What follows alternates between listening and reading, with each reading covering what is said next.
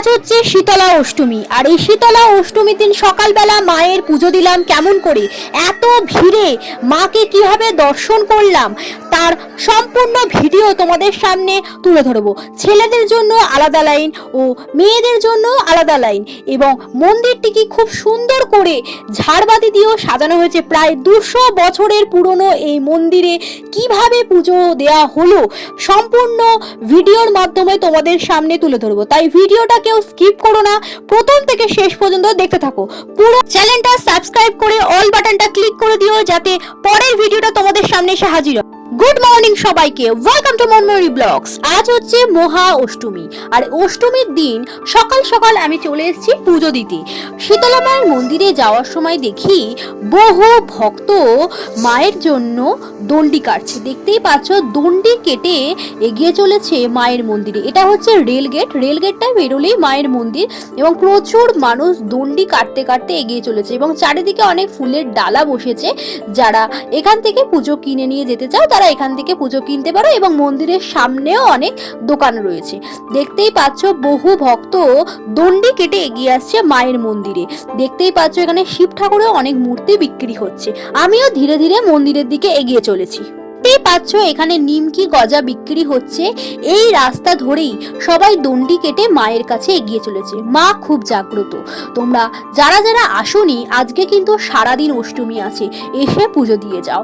দেখতেই পাচ্ছ এটা হচ্ছে মেন ঢোকার গেট, আর এখানে ঢোকার জন্য দুটো লাইন করা হয়েছে, একটা ছেলেদের জন্য আলাদা লাইন, একটা মেয়েদের জন্য আলাদা লাইন। দেখতেই পাচ্ছ এখানে বাঁশ দিয়ে ব্যারিকেড দিয়ে ঘিরে রাখা হয়েছে, আর এটা হচ্ছে ছেলেদের লাইন। ওপরে ঝাড়গুলো প্রায় 200 বছরের পুরনো, আর প্রচুর দেবদেবীর মূর্তি এখানে সাজানো রয়েছে। মন্দিরটাকে অসাধারণ ফুল দিয়ে সাজিয়েছে, দেখতে তো অসাধারণ লাগছে। এই দেখতে পাচ্ছ ছেলেদের লাইনটা মারাত্মক ভিড়। আমি ধীরে ধীরে এগিয়ে যাচ্ছি মেয়েদের লাইনের দিকে পুজো দেওয়ার জন্য। দেখতেই পাচ্ছ প্রচন্ড মেয়েদের লাইনও ভিড় হয়েছে, প্রচুর মানুষ দাঁড়িয়ে রয়েছে পুজো দেওয়ার জন্য মাথায় ঘট নিয়ে। শীতল আকৃতি বিশিষ্ট বলেই মায়ের নাম শীতলা। দেবীর মূল পুজো হয় ডাবের জল দিয়ে। বাংলার বিভিন্ন জায়গায় শীতলা পুজো হয়ে থাকে, তার মধ্যে শ্রীরামপুরের চাতরা মা শীতলা হলো অন্যতম। দুর্গাপুজোর মতোই এখানে 5 দিন ধরে পঞ্চমী থেকে দশমী পর্যন্ত পুজো হয়ে থাকে। মন্দিরে ঢোকার প্রথমেই দেখলাম বাবা মহাদেবকে, এবং প্রচন্ড ভিড় হয়েছিল বন্ধুরা। দেখতেই পাচ্ছ প্রচন্ড ঠেলাঠেলি হচ্ছে।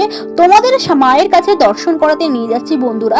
এত ভিড় হয়েছিল, উপরে রামকৃষ্ণ দেবের ছবিও তোমাদের সামনে দর্শন করালাম। দেখতেই পাচ্ছ মায়ের মূর্তিটি কি সুন্দর লাগছে, অপরূপ ভাবে মাকে সাজানো হয়েছে, এবং প্রচুর দর্শনার্থী বহু দূর দূর থেকে এসে দণ্ডি কেটে মাকে পুজো দিচ্ছে, এবং লাইনে দাঁড়িয়ে পুজো দিচ্ছে বহু ভক্ত। মায়ের পাশে 2 সখী রয়েছে, একটি হলো জয়া আর অন্যটি হলো বিজয়া। মা শীতলাকে অনেকটি দুর্গা ঠাকুরের মতোই দেখতে। 5 দিন ধরে এই পুজো চলে। আজ হচ্ছে মহা অষ্টমী, আর এই অষ্টমী তিথিতে বহু ভক্ত দেখতেই পাচ্ছ ডাবের জল নিয়ে এসছে মায়েরকে দেব অর্পণ করবে বলে। দেখতেই পাচ্ছ প্রচন্ড ভিড় হয়েছে। মা শীতলা খুবই জাগ্রত।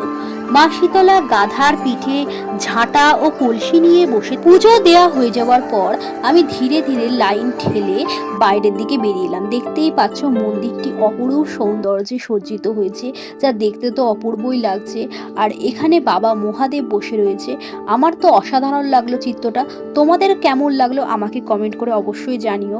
দেখতেই পাচ্ছ সন্ধেবেলার দিকে আমি আবার চলে এসেছি মন্দিরে। এছাড়াও এখানে প্রচুর মানুষ আসে দূর দূর থেকে। এছাড়াও এখানে চারপাশে মেলা বসে। তোমাদের সামনে এক ঝলক সেই মেলার ভিডিওটা তুলে ধরছি। অন্য মেলার ভিডিও নিয়ে আমি আসবো তোমাদের সামনে। তোমাদের ভিডিওটা কেমন লাগলো আমাকে কমেন্ট করে অবশ্যই জানিও। যদি ভিডিওটা ভালো লাগে একটা লাইক করে দিও, কেমন লাগলো কমেন্ট করে জানিও। আজকের মতো ভিডিওটা এই পর্যন্তই, আবার দেখা হচ্ছে অন্য একটা ভিডিও নিয়ে। জয় মা শীতলা কমেন্টে অবশ্যই লিখে যেও, লিখতে ভুলো না। মা শীতলা সবার মনোবাঞ্ছা পূর্ণ করুক, সবাইকে ভালো রাখুক, সুস্থ রাখুক, সবাই যেন নিজের মনস্কামনা পূর্ণ করতে পারে। আর সবাই অবশ্যই এসো।